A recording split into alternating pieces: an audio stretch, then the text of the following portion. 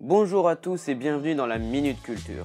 Aujourd'hui, je vais vous parler du 11 novembre. Revenons en arrière pour comprendre cette date si importante. Le 11 novembre 1918 ne peut pas être une date ignorée par tout le monde.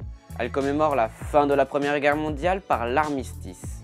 Dès l'été 1918, le traité de Brest-Litovsk a permis à l'Allemagne engagée sur le front ouest et le front est de rapatrier toutes ses troupes sur le front ouest. Malgré les offensives menées par l'Allemagne en juin et juillet 1918, l'arrivée des Britanniques et des Américains sera fatale à cette dernière. Et en août, la machine franco-britannique est en marche vers l'Allemagne. Un célèbre général allemand, Heinrich Ludendorff, parlera dans ses mémoires que le 8 août est vécu comme le deuil de l'armée allemande et que tout espoir de gagner la guerre est disparu.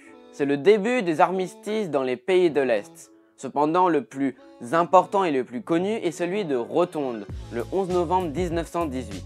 Ce traité sera signé dans le wagon de l'armistice. D'un côté l'Allemagne et de l'autre la France et tous les pays alliés. On a dû vous apprendre que ce traité à Rotonde met fin à la Première Guerre mondiale de 14-18.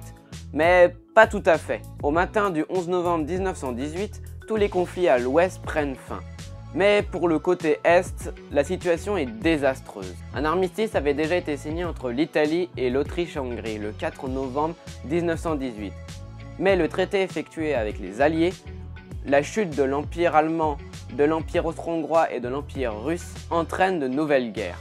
On peut ainsi dire que ces guerres après Première Guerre mondiale sont bien le prolongement de cette dernière. Donc la Première Guerre mondiale n'est pas tout à fait finie. J'insiste bien sur le fait de tout à fait, puisque la guerre est mondiale, elle implique de nombreux pays, d'un côté ou de l'autre. Cependant, on a affaire ici à une guerre entre seulement deux pays. On fait face à une situation très compliquée à comprendre. Donc on arrive à des armistices signés dans les années 20, 2 ans après la démobilisation de la Première Guerre mondiale. Pendant ce temps-là, les pays de l'Ouest démobilisent leurs soldats au front. Mais ce n'est pas fait du jour au lendemain. Cela a pris 2 ans pour la France. Cela peut être étrange à comprendre, mais imaginez-vous que ça fait 4 ans que vous vous battez au front, tuant des centaines d'humains et vivant l'horreur de la guerre quotidiennement. Vous ne pouvez pas du jour au lendemain revenir à une vie paisible dans la société civile, c'est inconcevable. Donc on passe par différents stades, comme par exemple le deuil des morts, souvent des camarades et j'en passe. Pour la population civile, la période de l'après-guerre est dédiée au deuil, car il faut retrouver les corps des poilus.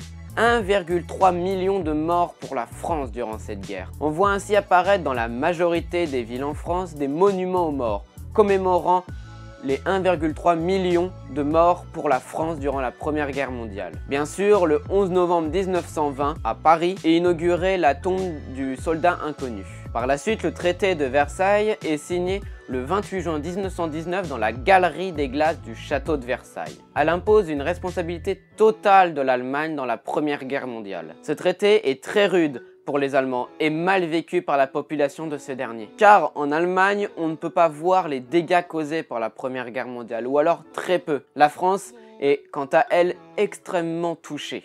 Par la suite, dans les dizaines d'années après, ce traité de Versailles sera une excuse pour la montée du pouvoir de Adolf Hitler dans les années 30. Ce point sur le 11 novembre 1918 est déjà fini. C'est assez court, mais j'ai juste effleuré la question de la Première Guerre mondiale. Elle sera très difficile à vulgariser par la suite, car très vaste avec énormément de choses et de contenu sur cette période d'histoire. Le 11 novembre étant un seul jour dans l'horreur de la guerre, mais c'est un jour extrêmement important. Si cela vous a plu, n'hésitez pas à vous abonner à la chaîne pour suivre la suite des vidéos qui vont arriver prochainement et à mettre un pouce bleu. Sur ce, je vous dis à la prochaine.